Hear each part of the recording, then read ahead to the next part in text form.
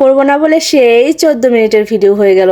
না ভয় পাওয়ার কিছু নাই, সেই ভিডিও কিন্তু কেটে চেটে ছোটখাটো করে আমি একদম ছোট্ট একটা ব্লগ ভিডিও আপনাদের সাথে আজকে শেয়ার করছি। তাই ক্লিক করে দৌড়ে চলে যাওয়ার কিছু না, ভিডিওটা দেখবেন, আশা করছি ভালো লাগবে। হ্যালো এভরিওয়ান, আসসালামু আলাইকুম, ঈদ মোবারক সবাইকে। কেমন আছেন সবাই, কি করছেন সবাই? নিশ্চয়ই এখন রান্না বান্না করে খাওয়া দাওয়া করে একদম ক্লান্ত, তাই না? আজকে আমার জার্নিটা আপনাদের সাথে শেয়ার করব, হয়তো অনেকের সাথে মিলে যাবে, অনেকের সাথে মিলবে না। তো যাই হোক, চলেন আসল ঘটনায় চলে যাওয়া যাক। আমি ঘুমাচ্ছিলাম, একদম মানে সেই লেভেলের ঘুম দিচ্ছিলাম। হঠাৎ করে ফোনের অ্যালার্ম বেজে ওঠাতে আমি ঘুম থেকে জাগা পেয়ে যাই। বুঝতে পারি না যে এত ভোর ভোর কেন অ্যালার্ম বাজতেছে, আমার মনেই ছিল না যে আজকে ঈদের দিন। তো যাই হোক, আমি ঘুম থেকে উঠে তৎক্ষণাৎ বারান্দায় চলে যাই, আর একটা অ্যালার্ম বাজে। আমি আরেকটু ভয় পেয়ে যাই, পিছনে তাকাই দেখি যে সিসি ক্যামেরা অ্যালার্ম বাজছে। আসলে সারা রাত সিসি ক্যামেরাটা অন থাকে, যদি বুঝতে তো পারছেন চোর টোর আসে যার জন্য। তো দেখা যায় দুইটা অ্যালার্ম শোনার পর মাথার চক্কর দিচ্ছিল, তাড়াতাড়ি করে বাথরুমে চলে যাই ফ্রেশ হয়ে। তখন আমি জানতাম না কয়টা বাজে। এরপর আমি ফ্রেশ হয়ে আসার পর যখন আমি ঘড়িটা চেক করি তখন দেখি ভোর 5টা বাজে। চিন্তা করেন কত সকালে, এদিকে রাতে কিন্তু 12টার পরে ঘুমানো হয়েছে।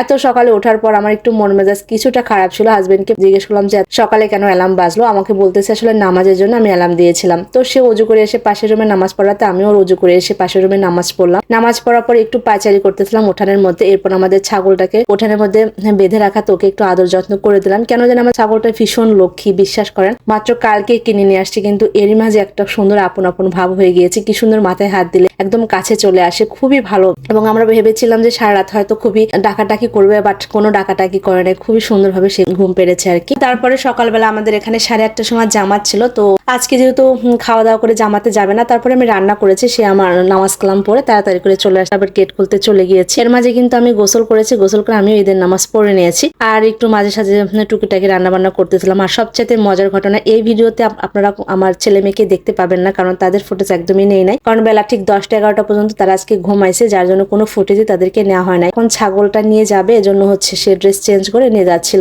পাশে আমাদের হচ্ছে যে একটা বটতলা আছে, সেখানে আমাদের এলাকার প্রত্যেকটা বাড়ি থেকে যারা যারা কোরবানি করতেছে প্রত্যেকটা গরু ছাগল ওখানে নিয়ে গেছে, ওখানে নিয়ে যায়, তারপরে হচ্ছে কোরবানি করে নিয়ে চলে আসছে। ওই ফুটেজটা তো আমি নিব না, আপনাদেরকে আগেও শেয়ার করেছি যে কোরবানির ফুটেজটা নিতে হয় না, আমি নিজেও নিই না, আপনাদের সাথে শেয়ার করছি যে আসলে কোরবানি করা বা কোরবানি যে ফুটেজ গুলো মানে নেওয়ার প্রয়োজন নাই। তারপরে মাংস কেটে টেটে তারপর নিয়ে চলে আসছে। আর এখানে ভুঁড়ি পরিষ্কার করতেছিল। আসলে গত বছর আমাদের বাসায় যে মহিলাটা কাজ করতেছিল তাকেই বলেছিলাম, বলে রেখেছিলাম আগে থেকে। আমি যেহেতু এসব কাজ পারি না, সেজন্য আগে থেকে আমার হাজবেন্ড তাকে বলে রেখেছিল। সে একদম খুবই সুন্দর কাজ করে, সে একদম ভুঁড়ি পরিষ্কার করে একদম সিদ্ধ করে কেটে কুটে একদম পরিষ্কার করে দিয়ে চলে গেছে। এই জিনিসটা আমার কাছে অনেক বেশি ভালো লেগেছে, কারণ আমার হাতই দেওয়া লাগেনি, জাস্ট আমি ফ্রিজে তুলে রাখছি। এরপর আমি একটু পোলাও রান্না করতেছিলাম, কিছুটা মাংস রান্না করবো। আর সবচেয়ে মজার কথা, আজকে কিন্তু অনেক বেশি ব্যস্ততার, এত ব্যস্ততার মাঝে কিন্তু ভিডিও করার মতন কোনো রকম ইচ্ছে আমার ছিল না, আর আমার মেয়ে ভীষণ জ্বালাতন করতেছিল। তো দেখা যাচ্ছে ভিডিও করবো না বলে কিন্তু ঠিকই 14 মিনিটের ভিডিও দেখি যখন আমি জোড়া দিচ্ছি 14 মিনিটের হয়ে গিয়েছে। তখন চিন্তা করলাম এত বড় ভিডিও তো আপনারা দেখবেন না, তাকে তো কাটতে হবে। তো আমি কেটে সেটে কিন্তু ঠিক ছোট করে নিয়েছি। আসলে ছোটখাটো একটা কন্টেন্ট ক্রিয়েটর হয়েছি, তো ইচ্ছা করলেও যদি মনে করি ভিডিও করবো না তারপরে করা হয়ে যায়। ভেবেছিলাম যে হয়তো রিলস তো দিবই, প্লাস একটা লং ভিডিও আপনাদের সাথে শেয়ার করি, কারণ আপনারা তো ঈদ ব্লগ অবশ্যই শেয়ার করবেন, আমারও দেখতে ভালো লাগবে, প্লাস আমার ভিডিও তো আপনাদের দেখতে অনেক বেশি ভালো লাগবে। আর আজকে কিন্তু খুবই সিম্পল ভাবে আমি আর কি ড্রেস আপ করেছি, দেখতে পাচ্ছেন।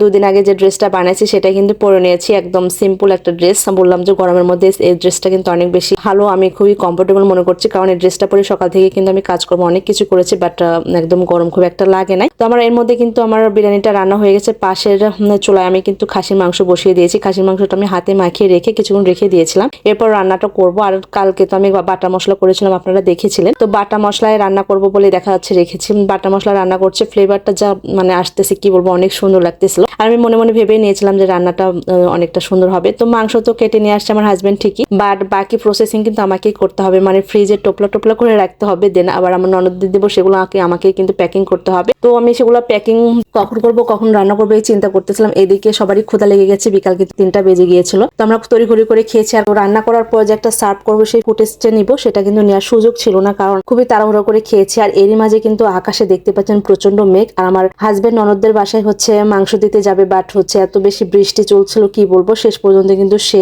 বললো যেভাবে থাকলে তো হবে না, বোনরা তো অবশ্যই আশা করে থাকবে যে ভাই একবারের জন্য হলে ঈদের দিন তার বাসায় যাবে, যেহেতু একমাত্র ভাই বলে কথা। তো সে রেইনকোট পরে কিন্তু বোনদের বাসায় চলে যাচ্ছে। তো আমি বললাম যে চলে যাও, খুব তাড়াতাড়ি ভালোভাবে ফিরে আসো। দেখতে পাচ্ছেন রেইনকোট পরে কিন্তু সে রওনা দিয়েছে। তো আজকের ঈদ ব্লগ কিন্তু এইটুকুই, আপনাদের ঈদ ব্লগ দেখার অপেক্ষায় থাকলাম। আর আমার ঈদ ব্লগ কেমন লাগলো অবশ্যই কমেন্টে জানাতে কিন্তু মিস করবেন না। আর আগামীকাল ইনশাল্লাহ যদি আবহাওয়া ভালো থাকে, সবকিছু ঠিকঠাক থাকে, তাহলে নাটোর যাব, মানে আমার বাপের বাড়িতে যাব, সেখানকার ব্লগ আপনাদের সাথে শেয়ার করব।